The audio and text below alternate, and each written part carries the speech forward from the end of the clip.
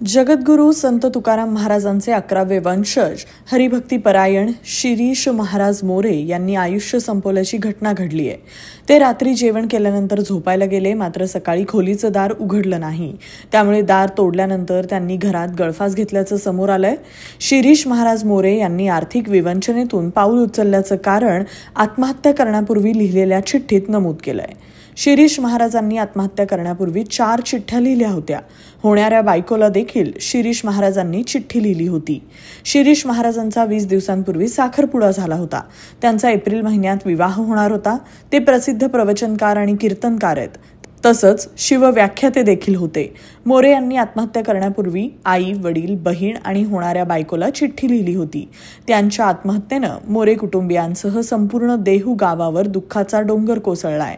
संत तुकाराम महाराज यांच्या देहूतील शिरीष महाराज मोरे यांनी अचानक टोकाचं पाऊल का उचललं याचं कारण महाराजांनी आत्महत्येपूर्वी लिहिलेल्या चिठ्ठ्यांमध्ये दडलं आहे। पहिल्या चिठ्ठीतून आई, वडील आणि बहिणीला संदेश लिहिलाय, तर दुसऱ्या चिठ्ठीतून होणाऱ्या पत्नीला संदेश लिहिलाय। त्यानंतर तिसऱ्या चिठ्ठीतून कुटुंबाला आणि चौथ्या चिठ्ठीतून मित्रांना शेवटचा संदेश दिला आहे। या चिठ्ठ्यांमधून आत्महत्येमागचं कारण समोर आलंय। शिरीष महाराज मोरे यांनी चिठ्ठीत काय म्हटलंय? माझ्यावर कर्जाचा डोंगर असून मी कोणाकडून किती कर्ज घेतले याची कल्पना माझ्या बाबांना आहे।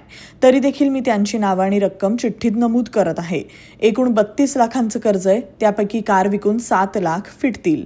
25 लाखांचं कर्ज फेडण्यासाठी माझ्या कुटुंबाला साथ द्या, अशी विनंती महाराजांनी मित्रांना केली आहे। मला वाटत होतं मी हे कर्ज फेडू शकतो, परंतु आता लढण्याची ताकद माझ्यात उरली नाही, म्हणून हे टोकाचं पाऊल उचलत आहे, असं त्यांनी चिठ्ठीत म्हटलंय। इतर चिठ्ठ्यांमध्ये आई, वडील, बहीण आणि होणाऱ्या पत्नीचीही महाराजांनी माफी मागितली आहे। होणाऱ्या पत्नीला अनेक स्वप्न दाखवली होती, पण ती पूर्ण न करता मी निघालोय। पण माझी सखे, तू कुठं थांबू नकोस, तुझं आयुष्य जग, असंही त्यांनी चिठ्ठीत नमूद केलं आहे।